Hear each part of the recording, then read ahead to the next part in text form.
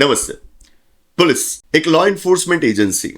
સમાજમાં કાયદો અને વ્યવસ્થા જાળવી રાખવા માટે પોલીસ ખૂબ જરૂરી છે. આદર્શ રીતે તો એક આદર્શ સમાજની અંદર અરાજકતા હોવી જ ન જોઈએ ને, અશાંતિ ઉત્પન્ન થવી જ ન જોઈએ, પણ આપણે ત્યાં થાય છે અને એટલા જ માટે પોલીસની જરૂરિયાત અનેક ગણી વધી જાય છે. પરંતુ ક્યારેક એવા પ્રસંગો સર્જાતા હોય છે કે જેથી લોકોને પોલીસની સામે, પોલીસ કર્મીઓના વર્તનની સામે આંગળી ચીંધવાની તક મળી જાય છે. આવા બે પ્રસંગો ઉપરા છાપરી હમણાં સર્જાયા છે અને એટલા માટે એના ઉપર વાત કરવી જરૂરી બની જાય છે. પહેલો પ્રસંગ જે આપણે જોયો એ દિલ્હીનો છે. દિલ્હીના જંતર મંતર ખાતે કોકરોચ જનતા પાર્ટીના પ્રોટેસ્ટ ચાલી રહ્યા છે અને આ પ્રોટેસ્ટની અંદર લાખોની સંખ્યામાં યુવક યુવતીઓ જોડાયા છે. આપણે એક વિડીયો જોઈએ છીએ.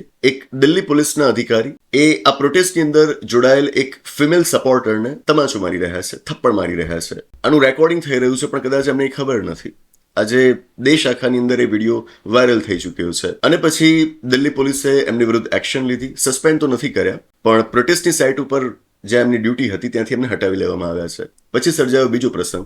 દેશભરમાં ધીરે ધીરે આ આંદોલન પ્રસરી રહ્યું છે અને એની અસરો બોમ્બેમાં પણ જોવા મળી. બોમ્બેની અંદર અમુક છોકરાઓ પ્રોટેસ્ટ કરી રહ્યા હતા અને પોલીસે એમને પકડી લીધા. આપણે વિડીયોમાં જોઈએ છીએ પોલીસની જીપની અંદર એ છોકરાઓને બેસાડવામાં આવ્યા છે અને આગળ ડ્રાઈવર સીટ ઉપર જે ભાઈ બેઠા છે કે જેમણે પણ પોલીસની વર્દી પહેરી છે, મતલબ કે પોલીસમેન જ છે, એ પેલા છોકરાઓને લિટરલી ધમકાવી રહ્યા છે, બેવડાવી રહ્યા છે કે આ બધું બંધ કરી દો, નહીં તો તમારી બેગ્સની અંદર અમે 50-50 ગ્રામ્સ ડ્રગ્સ મૂકી દઈશું અને પછી તમારા ઉપર કેસ ચાલશે, પછી તમારું જીવન તબાહ થઈ જશે. લિટરલી આ ધમકી છે. શું આ વર્તન યોગ્ય છે? પોલીસથી સામાન્ય રીતે લોકો એટલા માટે જ ગભરાતા હોય છે કે ખબર નહીં કેવા ખોટા કેસની અંદર એમને એટલા જ માટે લોકો એમનાથી ગભરાતા હોય છે. પોલીસ વિશે એક સામાન્ય મત એવો હોવો જોઈએ કે પોલીસ એ કાયદાની જાળવણી માટે છે, લોકોની રક્ષા માટે છે. પણ ભારતની અંદર આ મત નથી. પોલીસને જોઈને કદાચ પશ્ચિમના દેશોમાં એવું બનતું હોય કે લોકોને હાશકારો થતો હોય. ભારતની અંદર એવી સ્થિતિ સર્જાય છે કે પોલીસને જોઈને ઘણી વખત લોકો ગભરાઈ જતા હોય છે. બધા પોલીસકર્મી આવા નથી હોતા. આ હું જનરલાઇઝેશન નથી કરી રહ્યો અને ક્યારે ન થવું જોઈએ. મારા ઘણા જ મિત્રો, મારા વિદ્યાર્થીઓ એ પોલીસ વિભાગની અંદર ફરજ નિભાવી રહ્યા છે. ખૂબ સારા અધિકારી છે, અમુક કર્મચારી છે અને મેં એમને કામ કરતા જોયા છે. એમની અંદર ખૂબ સારી કાયદાની સમજ છે, ખૂબ નિષ્ઠાપૂર્વક એ કામ કરતા હોય છે. સમાજ પ્રત્યે એમની અંદર ખૂબ સંવેદના છે અને હું કહીશ કે એમના જેવા અધિકારીઓ અને કર્મચારીઓ થકી જ આજે પણ લોકો માને છે કે કંઈક તકલીફ હશે, કંઈક ખોટું થશે તો પોલીસ એમની ભારે આવશે.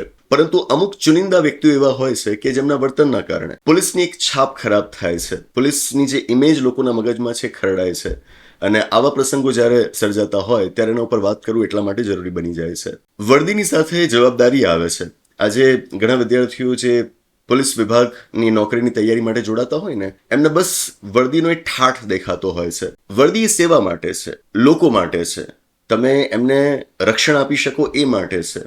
વર્દી સાથે જો એક રૂઆબ આવે છે તો એનાથી પણ વધુ જવાબદારી આવે છે. સ્થિતિ એવી સર્જાય છે કે આપણા દેશની અંદર અમુક લોકો, મેં કહ્યું એમ જનરલાઇઝેશન આપણે ક્યારે ન કરવું જોઈએ, પણ અમુક લોકો એવા હોય છે કે જેમના ચોક્કસ પ્રકારના યુનિફોર્મ સાથે જાણે કે અંદરથી એક પાવર મળી જતો હોય છે કે હું કશું એ કરી શકું, ગમે તે કરી શકું, હું લોકોને બેવડાવી શકું, એમને ડરાવી શકું, એમને ધમકાવી શકું. અને આ વાત એટલી હદે પ્રસરેલી છે કે તમે અત્યારે કોઈક કોમર્શિયલ બિલ્ડિંગ કે કોઈ રેસિડેન્શિયલ બિલ્ડિંગના સિક્યોરિટી ગાર્ડને પણ જુઓ ને તો એને પણ એમ થઈ જાય છે કે બસ મેં યુનિફોર્મ પહેર્યો છે એટલે હું ગમે તેની સાથે ઈચ્છું એવું વર્તન કરી શકું. ખાસ કરીને એવા રાજ્યો કે જ્યાં આગળ શિક્ષણનું પ્રમાણ ઓછું છે અને જ્યાં પેટ્રિયાર્કી હજુ એ બહુ મજબૂત છે, પેલી સામંતવાદી વિચારધારા ખૂબ મજબૂત છે. આ રાજ્યો, આ વિસ્તારોમાંથી જે લોકો આવીને ઇવેન્ચ્યુઅલી સિક્યોરિટીની આ જોબમાં જોડાતા હોય છે એમની અંદર તમને આ ભાવ ખૂબ જોવા મળશે. અને હું કહીશ કે આજ આપણા સમાજના પછાતપણાની નિશાની છે. વર્દી સાથે જવાબદારીઓ વધુ આવે છે અને અમુક લોકો આ વાતને નથી સમજતા. એના ખોટા રૂઆબમાં ને રૂઆબમાં એ વાસ્તવમાં આપણા લોકતંત્રને નુકસાન પહોંચાડે છે. જ્યારે પણ કોઈ સરકારી માણસને, એ ફક્ત પોલીસ કર્મી જ નહીં, કોઈ પણ સરકારી માણસને એમ થાય કે હું સામાન્ય નાગરિક સાથે ગમે તેમ વર્તી શકું, એની સાથે તોછડાઈ ભર્યું વર્તન કરી શકું, એને દબાવી શકું, એટલે સમજી લેવું કે આપણું લોકતંત્ર ખતરામાં છે. આ ન ચલાવી લેવાય, આ ક્યારેય ન ચલાવી લેવાય. પોલીસ કર્મી પાસેથી અપેક્ષાઓ ખૂબ વધારે હોય છે અને સામાન્ય માણસ અવારનવાર આ પ્રકારની સ્થિતિઓનો ભોગ બનતી હોય છે કે જ્યાં પોલીસ એની સાથે આવીને વર્તન જ એવું કરે કે જેથી એ પોતાના હક માટેની માંગ કરવા ચાહે તો પણ એ ઢીલો પડી જાય, એ નબળો પડી જાય. તમામ લોકો આ પ્રકારની પરિસ્થિતિઓમાંથી ક્યારેક ને ક્યારેક પસાર થઈ ચૂક્યા હોય છે, થતા હોય છે. સાચા લોકતંત્રની ના નિશાની નથી. સાચું લોકતંત્ર એટલે કે જ્યાં સામાન્ય નાગરિક સરકારી માણસ પાસે જાય અને એ પોતાના હકની વાજબી રીતે માંગણી કરી શકતો હોય. હા, એ માંગણી જો ગેરવાજબી હોય અથવા તો એનું વર્તન ગેરવાજબી હોય તો ચોક્કસથી કાયદાઓ છૂટ આપે છે સરકારી માણસોને કે એ લોકો બળ પ્રયોગ કરી શકે, પણ આ બધાની અંદર સંતુલન જળવાવું જોઈએ. કોઈ એક પક્ષ વધારે મજબૂત ન થઈ જવું જોઈએ. લોકતંત્ર માટે આ બહુ જરૂરી બાબત છે. પૂરની સ્થિતિ હોય, અત્યારે જે અતિવૃષ્ટિની સ્થિતિ આપણે જોઈ રહ્યા છીએ, કે પછી કોવિડ પેન્ડેમિક જેવી સ્થિતિ હોય, આપણે જોઈએ છીએ કે વર્દીમાં આ પોલીસ કર્મીઓ સમાજ માટે જે કામ કરતા હોય છે, કદાચ બીજા કોઈ કર્મચારીઓ માટે કામ કરવું એમની કલ્પનાની બહાર ચાલ્યું જાય. સામાન્ય માણસ માટે એ વિચારવું પણ અઘરું થઈ જાય કે આ બધું કામ આટલા કલાકો ઉભા રહીને કઈ રીતે કરતા હશે. પણ અમુક પ્રસંગો એવા બની જતા હોય છે કે જેથી છબી ખરડાય છે. એ વાતની ગંભીરતાથી નોંધ લેવાવી જોઈએ. તો આ જે પ્રસંગો સર્જાઈ રહ્યા છે એ વખોડવા લાયક છે અને અપેક્ષા રાખીએ કે ભવિષ્યમાં બંને પક્ષે વધુ સમજદારીપૂર્વક કામ થાય, લોકતંત્ર મજબૂત થાય રીતે લોકો પોતાની માંગો રજૂ કરે, અને જ્યારે લોકો પોતાની માંગ રજૂ કરી રહ્યા છે ત્યારે એમને પ્રતિસાદ પણ એ પ્રમાણેનો મળે કે જેથી લોકતંત્ર જીવંત છે એની ખાતરી આપણને મળે. બસ એ જ. આ વિષય ઉપર આપના શું વિચાર છે જાણવા ગમશે, નીચે કોમેન્ટ બોક્સમાં જણાવશો. તો આની સાથે આ એપિસોડને અહીં આગળ પૂરો જાહેર કરીએ છીએ. આવનાર એપિસોડમાં આવી જ કોઈક નવી વાત સાથે, એક રસપ્રદ ચર્ચા સાથે, એક નવી ગોષ્ઠી સાથે પાછા મળીશું. આભાર. બસ. યુપીએસસી, જીપીએસસી કે ગુજરાત રાજ્ય સરકારની કોઈ પણ ભરતી પરીક્ષાની આપ તૈયારી કરી રહ્યા હો અને એ માટે યોગ્ય માર્ગદર્શન અને શિક્ષણની આપની જરૂરિયાત લાગતી હોય તો આપણી સંસ્થા સંવિધાન કરિયર એકેડેમીનો આપ સંપર્ક કરી શકો. કોન્ટેક્ટ નંબર છે 8469743567. ગાંધીનગર તેમજ અમદાવાદ બંને જગ્યાએ આપણા કેન્દ્રો આવેલા છે.